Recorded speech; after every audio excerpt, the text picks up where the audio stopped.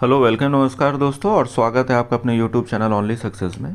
आज के इस वीडियो में हम लोग डिस्कस करेंगे राज्यपाल यानी कि गवर्नर से रिलेटेड जितने भी इम्पॉर्टेंट एमसीक्यू क्वेश्चंस हैं उसको आज हम लोग सारे डिस्कस करेंगे एक एक करके। और इस टॉपिक को मतलब इस ऑब्जेक्टिव ये है इस टॉपिक को कवर करने का कि मतलब अगर क्वेश्चन आप सॉल्व करें तो उस टॉपिक से रिलेटेड आपके मैक्सिमम डाउट और मैक्सिमम चीज़ें क्लियर हो जाएँ। तो इस वीडियो को आप लोग ज़रूर देखिए, पूरा ध्यान से देखिए, और जिन्होंने भी अभी ये चैनल सब्सक्राइब ना किया हो सब्सक्राइब ज़रूर कर लें, क्योंकि अभी ये पॉलिटी की एमसीक्यू सीरीज़ चल रही है, फिर इसके बाद में हिस्ट्री की चलेगी और इसके बाद ज्योग्राफी की एमसीक्यू सीरीज़ चलेगी। टॉपिक वाइज है और ये बाइलिंगुअल है दोनों ही भाषाओं में। दूसरी बात यह है कि अगर आप लोग किसी भी एग्ज़ाम की तैयारी कर रहे हैं तो आप लोग टेलीग्राम चैनल से जुड़ जाइए। मतलब उसमें आपको फ्री पीडीएफ नोट्स ये सारे अवेलेबल रहेंगे और वीडियोस रहेंगे और भी क्विज़ वहाँ पे जीएस से रिलेटेड है, तो वो सब वहाँ पे आपको इजीली आपको मिलती रहेगी, जिसका डिस्क्रिप्शन में लिंक है टेलीग्राम चैनल का, तो वहाँ से आप लोग डायरेक्टली वहाँ से ज्वाइन कर सकते हैं। तो अच्छा, आप लोग किसी भी एग्ज़ाम की अगर तैयारी करें, जैसे स्टेट पीसीएस है या एलटी का एग्ज़ाम है जिसमें पॉलिटी आती हो या हिस्ट्री आती हो या ज्योग्राफी आती हो, ये एक तरह से समझ लीजिए पूरा पावर पैक वीडियोज़ हैं सारे, आपको सारे वीडियोज़ देखने चाहिए। और इसमें बल्कि आप रिवीजन भी कर सकते हैं, इनको आप रिवीजन वीडियोज़ भी कह सकते हैं। तो ठीक है, जल्दी से चैनल को आप सब्सक्राइब कर लीजिए बिना देर किए, और हम लोग शुरू करते हैं इस चैनल के एक एक करके एक एक सारे क्वेश्चंस को। तो पहला जो गवर्नर से रिलेटेड पहला जो इम्पोर्टेंट क्वेश्चन है, who is the constitutional head of state government. मतलब भारत राज्य सरकार, एक होता है केंद्र सरकार, एक होता है राज्य सरकार। तो राज्य सरकार का संवैधानिक प्रमुख कौन होता है? ऑप्शन में दिया हुआ है चीफ मिनिस्टर है, स्पीकर है, गवर्नर है, हाई कोर्ट जज है। तो बेसिकली अब आप जैसे टॉपिक है तो टॉपिक अगर भाई यहाँ तो टॉपिक से दिया तो आप गेस कर सकते हैं, बट जहाँ पे टॉपिक नहीं होगा तो वहाँ पे गेस करना मुश्किल हो जाएगा, क्योंकि यहाँ पे आप ब्लाइंड गेस करेंगे तो वो गवर्नर का अगर टॉपिक है तो गवर्नर से रिलेटेड ज़्यादातर आंसर होंगे। तो ये ठीक है, लेकिन जब आपका क्वेश्चन पेपर में होगा तो वहाँ के लिए ऑप्शंस यहाँ जैसे बनाए हुए तो इसको भी थोड़ा आप ध्यान दीजिए। मतलब जैसे मुख्यमंत्री संवैधानिक प्रमुख होता है किसी राज्य का, या स्पीकर होता है, या गवर्नर होता है, या हाई कोर्ट जज होता है, तो इसका राइट आंसर होगा गवर्नर। जैसे एक राज्य या देश का प्रमुख जैसे कि एक प्रेसिडेंट होता है, वैसे ही राज्य का वो सारी लगभग पावर्स गवर्नर के पास होती हैं। दूसरा इंपॉर्टेंट क्वेश्चन देख लेते हैं, under which article of Indian constitution can the governor refer any bill for approval of the president. यानी कि राज्यपाल जो है किसी भी बिल या विधेयक को राष्ट्रपति के अप्रूवल के लिए किस आर्टिकल के तहत उसको रोक सकता है या भेज सकता है। यहाँ अनुच्छेद पूछा गया है, आर्टिकल 169, 200, 239 आर्टिकल 240। तो इसका राइट आंसर आपको पता है कि जो गवर्नर है वो 155 से शुरू होता है, ठीक है। तो यहाँ पे जो आप गैस ले सकते हैं, इसका जो राइट आंसर है 200। तो जो कोई भी बिल गवर्नर जो है राष्ट्रपति के लिए आर्टिकल 200 के तहत उसको रेफर करता है। गवर्नर, तीसरा क्वेश्चन देखें, governor of the state is appointed by. Governor जो होता है स्टेट का, इसको अपॉइंट कौन करता है? प्रधानमंत्री करता है, सर्वोच्च न्यायालय का मुख्य न्यायाधीश करता है, प्रेसिडेंट करता है, या chief justice of high court करता है। तो आप लोगों को पता होना चाहिए कि जो गवर्नर किसी भी स्टेट का होता है तो उसको अपॉइंट करने की जो अथॉरिटी होती है वो राष्ट्रपति ही करती है। भले ही वो काउंसिल ऑफ मिनिस्टर्स का फैसला होता है, प्रधानमंत्री के दिशा निर्देश पे होता है, काउंसिल ऑफ मिनिस्टर्स ही करते हैं, बट उसका जो नियुक्ति करने की जो पूरी प्रक्रिया होती है वो राष्ट्रपति के द्वारा ही की जाती है। तो इसका राइट आंसर राष्ट्रपति होगा। चौथा क्वेश्चन देख लेते हैं, who among the following administer the oath of the office to the governor. यानी कि राज्यपाल को शपथ कौन दिलवाता है? राष्ट्रपति, chief justice of supreme court, chief justice of high court, outgoing governor of the state. यानी कि जो सेवानिवृत्त जो गवर्नर होता है, राज्यपाल होता है, वो जाता हुआ जाने से पहले क्या गवर्नर को ओथ दिला के या शपथ दिला के जाता है, या इनमें से कौन है जो शपथ दिलाता है राज्यपाल को? तो इसका जो राइट आंसर है, जैसे प्रेसिडेंट को शपथ दिलाने के लिए सुप्रीम कोर्ट का चीफ जस्टिस होता है, उसी तरह गवर्नर को दिलाने के लिए chief justice of high court होता है, उच्च न्यायालय का मुख्य न्यायाधीश। अच्छा, प्रेसिडेंट के बारे में आपसे पूछा जाए तो वहाँ पे हाई कोर्ट सुप्रीम कोर्ट का चीफ जस्टिस होगा, ठीक है। मैं पैरेलली बता इसलिए रहा हूँ ताकि आप लोग कंफ्यूज मत होइए। मैक्सिमम जो पावर्स वहाँ प्रेसिडेंट के लिए यूज़ होती हैं सुप्रीम कोर्ट, और यहाँ पे गवर्नर के लिए वो स्टेट के लिए यूज़ होती हैं। पांचवा क्वेश्चन देख लेते हैं, which among the following articles of the Indian constitution empowers the governor to issue ordinance. विधेयक मतलब इसमें से कौन सा आर्टिकल है जो राज्यपाल को अध्यादेश पारित करने के लिए शक्ति प्रदान करता है? कौन सा आर्टिकल है? आर्टिकल 208 है, आर्टिकल 213 है, आर्टिकल 212 है या आर्टिकल 214 है? तो इसका राइट आंसर क्या होगा? राइट आंसर इसका होगा आर्टिकल 213, 213। ये राज्यपाल को विधेयक पारित करने की शक्ति प्रदान करता है। और आर्टिकल जो 200 है ऊपर जो पूछा हुआ है, उसमें क्या है कि प्रेसिडेंट के लिए कोई भी बिल को रिजर्व कर सकता है या अप्रूवल के लिए कोई भी विधेयक को गवर्नर उसको होल्ड कर सकता है। छठा क्वेश्चन देख लेते हैं। The approval of ordinance promulgated by governor is necessary. मतलब कि जो गवर्नर राज्यपाल के द्वारा जारी अध्यादेश को किसकी अनुमति की आवश्यकता पड़ती है? मतलब अगर अध्यादेश वो जारी कर दिया है तो राष्ट्रपति की अनुमति की ज़रूरत पड़ेगी, प्रेसिडेंट की, या राज्य विधान परिषद की, स्टेट लेजिस्लेचर की ज़रूरत पड़ेगी, या काउंसिल ऑफ मिनिस्टर्स की पड़ेगी, या इनमें से किसी की नहीं पड़ेगी। या राज्यपाल जो है अपनी तरफ से कोई विधेयक पारित कर दिया तो वही सर्वमान्य होगा, उसको किसी की भी आवश्यकता नहीं है। तो इसका राइट आंसर होगा आपका विधान परिषद। क्योंकि जैसे कोई प्रेसिडेंट कोई ऑर्डिनेंस को पास करता है तो उसके लिए आपको पार्लियामेंट की अनुमति की ज़रूरत पड़ती है, उसी प्रकार से जैसे कि गवर्नर है, गवर्नर स्टेट का हेड है, तो अगर वो कोई भी ऑर्डिनेंस पास करेगा तो उसमें राज्य विधान परिषद जो होती है, स्टेट लेजिस्लेचर होती है, उसके अप्रूवल की ज़रूरत पड़ती है। अगला मोस्ट इंपॉर्टेंट क्वेश्चन देख लेते हैं। Which among the following article states there shall be a governor of a state. मतलब किस अनुच्छेद के तहत ये बोला जाता है कि राज्य का एक राज्यपाल होगा? ठीक है, ये ऊपर मैंने डिस्कस किया, अगर आप लोगों ने ध्यान से सुना होगा तो इसका आंसर आप लोग ज़रूर बता देंगे। आर्टिकल 155 है, या आर्टिकल 156 है, या आर्टिकल 212 है, या आर्टिकल 213 है। तो इसका राइट आंसर होगा 155। आर्टिकल 155 के तहत ऐसा कॉन्स्टिट्यूशन में कहा गया है, संविधान में, कि राज्य का एक राज्यपाल होगा।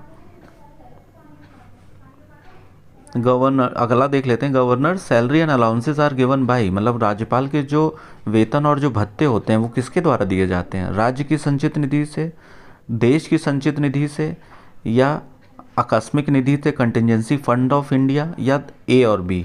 राज्य और जो देश है उन दोनों की संचित निधि से दिया जाता है। संचित निधि आप लोग अगर नहीं समझ रहे हैं तो उसका मैं अलग से टॉपिक एमसीक्यू बना दूंगा, कंटिजेंसी और consolidated fund of India. Consolidated fund क्या होता है? कि रिजर्व होता है। मतलब वहाँ पे क्या होता है कि जैसे चीफ जस्टिस ऑफ स्टेट हैं, या मतलब उसमें जो एक संवैधानिक पद होता है, मैक्सिमम लोगों की सैलरी दी जाती है, जिससे कि कोई भी मतलब उनके डिसएडवांटेज के लिए उनके पोस्ट को कोई यूज़ ना कर सके कि आपका वेतन कम हो जाएगा वरना आप जो ये काम करिए वो करिए। तो एक फ़िक्स सैलरी है, फिक्स वेतन है, फिक्स अलाउंसेस हैं। तो इसलिए कंसोलिडेटेड फंड ऑफ इंडिया से इनकी गवर्नर की सैलरी या अलाउंसेस दिए जाते हैं। Sorry, consolidated fund of the state, क्योंकि ये राज्य का प्रमुख है इसीलिए स्टेट का। अगर प्रेसिडेंट होता तो ये इंडिया का कंसोलिडेटेड फंड होता। कंटिजेंसी फंड क्या होता है? जिन लोग को नहीं पता है उनके लिए बता दूं कि ये प्रेसिडेंट यूज़ करता है इस कंटिजेंसी फंड को, जैसे कहीं बाढ़ आ गई या कहीं आपदा आ गई तो इमरजेंसी टाइप का फ़ंड होता है। ये इमरजेंसी फंड प्रेसिडेंट जो है बिना मतलब पहले इसको यूज़ कर सकता है, बाद में उसको अप्रूवल मिल जाएगा। जैसे ये रिज़र्व होता है, हर साल इसका कोटा बढ़ाते रहते हैं, कई 500 करोड़, कभी 1000 करोड़ करके, इस तरह का एक पूल होता है पैसे का। तो प्रेसिडेंट अपने मतलब स्वविवेक कह सकते हैं उसको, जो है किसी भी आपदा के लिए इसको यूज़ किया जा सकता है, इसीलिए इसको आकस्मिक निधि भी बोला जाता है। और या कंटिजेंसी फंड यानी कि आपदा के लिए या किसी भी ऐसी चीज़ के लिए जो एक आकस्मिक आ जाती है अपने आप, मतलब अचानक से। तो उसका राइट आंसर हुआ गवर्नर वाले का, जो कंसोलिडेटेड फंड ऑफ स्टेट है, उसका right answer. To whom is the governor of a state responsible. राज्य का राज्यपाल किसके प्रति जिम्मेदार है? जैसे कहते हैं ना कि मंत्रिपरिषद किसके प्रति जिम्मेदार है, तो मंत्रिपरिषद जो है लोकसभा के लिए जिम्मेदार है। इसी तरह ये सेम क्वेश्चन है कि गवर्नर जो स्टेट का होता है वो किसके प्रति जिम्मेदार है? प्रधानमंत्री के लिए, प्रेसिडेंट के लिए, विधानसभा के लिए, चीफ मिनिस्टर के लिए? तो इसका राइट आंसर होगा प्रेसिडेंट। प्रेसिडेंट के लिए गवर्नर जिम्मेदार है, क्योंकि इसको नियुक्ति भी प्रेसिडेंट ही देता है, इसीलिए इसकी जिम्मेदारी भी प्रेसिडेंट के प्रति ही है। अगला क्वेश्चन देख लेते हैं 10वां वाला। Who remains in office as long as president of India wishes. निम्न में से कौन राष्ट्रपति के प्रसाद पर्यंत अपने पद पर रह सकता है? गवर्नर, इलेक्शन कमिश्नर, जजेस of supreme court, speaker of Lok Sabha. इसमें से कौन है जो राष्ट्रपति की मर्जी से रह सकता है या राष्ट्रपति के मतलब प्रसाद पर्यंत रह सकता है, उसको मर्जी ही बोलते हैं। तो इलेक्शन कमिश्नर आपको पता है कि संविधान में दिया हुआ है और इसको जो है नियुक्ति भले ही मतलब इसको संवैधानिक पद है ये। जज ऑफ सुप्रीम कोर्ट है, इसकी भी एक प्रक्रिया है, कोलिजियम सिस्टम है, बाकी सारी चीज़ें। स्पीकर ऑफ लोकसभा है, इसकी भी एक प्रक्रिया है, पर इसको लेकिन इनमें से किसी को भी राष्ट्रपति अपॉइंट नहीं करता है। गवर्नर ही एक ऐसी पोस्ट है इनमें से कि जिसको, जैसे एक गवर्नर है, एक अटॉर्नी जनरल भी होता है। यहाँ अटॉर्नी जनरल नहीं पूछा है, वरना आप लोग इसको जान लीजिए। यहाँ पे गवर्नर अगर है तो गवर्नर को राष्ट्रपति के इच्छानुसार ही इस अपने पद पर रह सकता है। इसका राइट आंसर गवर्नर होगा।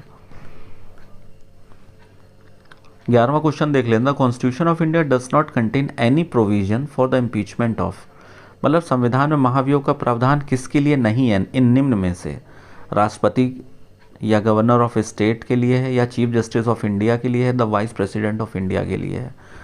तो आपको पता है कि राष्ट्रपति के लिए हम लोग जब राष्ट्रपति किया तो महाभियोग का मतलब यूज़ हुआ ही था। इसके बाद में जब हम लोगों ने यूज़ किया, सर वाइस प्रेसिडेंट पढ़ा है तो वाइस प्रेसिडेंट भी आपने पढ़ा ही है, महाभियोग यूज़ होता ही था। चीफ जस्टिस ऑफ इंडिया है, इसकी प्रक्रिया भी वही होती है जो राष्ट्रपति के लिए की जाती है, तो इसको महाभियोग नाम नहीं दिया गया है पर प्रक्रिया वही होती है। तो इसका राइट आंसर क्या होगा? गवर्नर ऑफ एनी स्टेट, क्योंकि इसमें कोई प्रक्रिया नहीं होती इसके हटाने की। इसमें राष्ट्रपति अगर चाहे तो इसको कभी भी हटा सकता है, राज्यपाल को उसके कार्यकाल होने से पहले भी हटाया जा सकता है। तो इसका राइट आंसर गवर्नर ही होगा। 12वां क्वेश्चन देख लें। The first lady to become governor of any state, किसी भी राज्य की प्रथम महिला राज्यपाल कौन थी? ये तो आप लोग को पक्का आता होगा, बट मैंने इसको क्वेश्चन बना ही दिया। पहला ऑप्शन है राजकुमारी अमृत कौर है, पद्माजा नायडू है, सरोजनी नायडू है, या सरला ग्रेवाल है। तो इसका राइट आंसर सरोजनी नायडू है। ये आपको पता ही होगा, आपने हिस्ट्री पढ़ी होगी तो वहाँ आपको ज़रूर मिला होगा ये। तो इसका पहले किसी भी राज्य की पहली गवर्नर महिला जो है वो सरोजनी नायडू ही हैं। Who among the following is not appointed by the state governor, निम्न में से राज्यपाल के द्वारा नियुक्ति किसकी नहीं की जाती है? मुख्यमंत्री की, राज्य लोक सेवा आयोग के सदस्य की, हाई कोर्ट जज की, या महाधिवक्ता की। इसमें से कौन इसके द्वारा नियुक्त नहीं होता है? एडवोकेट जनरल की नियुक्ति, जैसे एडवोकेट जनरल को महाधिवक्ता भी बोलते हैं। जैसे अटॉर्नी जनरल की नियुक्ति कौन करता है? प्रेसिडेंट, ऊपर मैंने बताया है। उसी तरह से जो एडवोकेट जनरल होता है उसकी गवर्नर नियुक्ति करता है। एडवोकेट जनरल राज्य में एक सबसे बड़ा एक लीगल एडवाइज़र होता है स्टेट गवर्नमेंट का। चीफ मिनिस्टर की भी नियुक्ति करता है, शपथ वही दिलवाता है। मेंबर ऑफ लोकसभा जो भी होते हैं उनकी भी नियुक्ति वही करता है। इसका राइट आंसर होगा जजेस ऑफ हाई कोर्ट। तो इसको गवर्नर नियुक्त नहीं करता है। 14 क्वेश्चन देख लेते हैं। Who was the first governor of India who was dismissed from his office. हाँ, ये मुझे बड़ा नया और यूनिक क्वेश्चन लगा, इसलिए मैंने इसमें एक क्वेश्चन फ्रेम कर दिया एमसीक्यू का। इसमें से मतलब निम्न में से कौन सा गवर्नर भारत का पहला गवर्नर है जो डिसमिस किया गया है, यानी कि निलंबित या हटाया गया है अपने पद से? डॉक्टर संपूर्णानंद हैं, या सुखदेव प्रसाद हैं, या बलीराम भगत हैं, या प्रभुदास पटवारी हैं। तो इसका मतलब ये बड़ा मुझे यूनिक भी लगा और अच्छा लगा क्वेश्चन, तो आप लोग भी इसको थोड़ा ध्यान दीजिए। इसका राइट आंसर होगा प्रभुदास पटवारी का। ये बेसिकली ये तमिलनाडु के गवर्नर थे जब इनको हटाया गया, ठीक है। तो अगर इससे ये भी क्वेश्चन पूछा जाए कहाँ के ये गवर्नर थे, तो आपको पता होना चाहिए तमिलनाडु के गवर्नर थे। तो ये थे प्रभुदास पटवारी, जिनको जो पहले गवर्नर थे जिनको अपने पद से निलंबित किया गया था। लास्ट क्वेश्चन देख लेते हैं आज का गवर्नर से। Under which article governor is granted power to grant pardon, मतलब क्षमा दान देने के लिए किस अनुच्छेद के तहत राज्यपाल को शक्तियां दी गई हैं? किस अनुच्छेद के तहत? 161, 156, अनुच्छेद 155, अनुच्छेद आर्टिकल 158। तो इसका राइट आंसर होगा आर्टिकल 161 में। तो 161 में इसको पार्डन, क्षमा दान देने का इसको अधिकार दिया गया है। अब जिस तरह से इसमें जो राष्ट्रपति के अधिकार हैं लगभग सारे अधिकार वही हैं, पर मृत्युदंड से क्षमा को माफ़ करने का अधिकार इसमें नहीं दिया गया है गवर्नर को। इसके अलावा सारे अधिकार वो पार्डन वाले दिए गए हैं। तो इसका राइट आंसर होगा 161। तो इससे रिलेटेड आज के जो मोस्ट इंपॉर्टेंट 15 क्वेश्चन इस टॉपिक से थे, ये मैंने करा दिए। होप कि आपको लगभग इसकी नियुक्ति कौन करता है, कैसे होता है, किस आर्टिकल के तहत होता है, हटाता कौन है, कौन नहीं हटाता है, पहला कौन था, कौन नहीं था, तो ये सारी चीज़ें आपकी कवर हो गई। तो मुझे लगता है कि आप ये सीरीज़ अगर फॉलो कर रहे हैं पॉलिटी की, तो किसी भी एग्ज़ाम में आपको पॉलिटी से रिलेटेड मोर देन 90% क्वेश्चंस आपको मिल जाएंगे। और मैं तो कहूँगा आपको लगभग सारे क्वेश्चंस मिल जाएंगे, क्योंकि सारे टॉपिक्स में सारे इंपॉर्टेंट एस्पेक्ट कवर किए जा रहे हैं। तो अगर आपको लगता है कि थोड़ा सा भी काम का, तो इस चैनल को सब्सक्राइब जरूर करिए। आप लोग जुड़िए इस टेलीग्राम चैनल से भी। ठीक है दोस्तों, thank you so much, thanks for watching.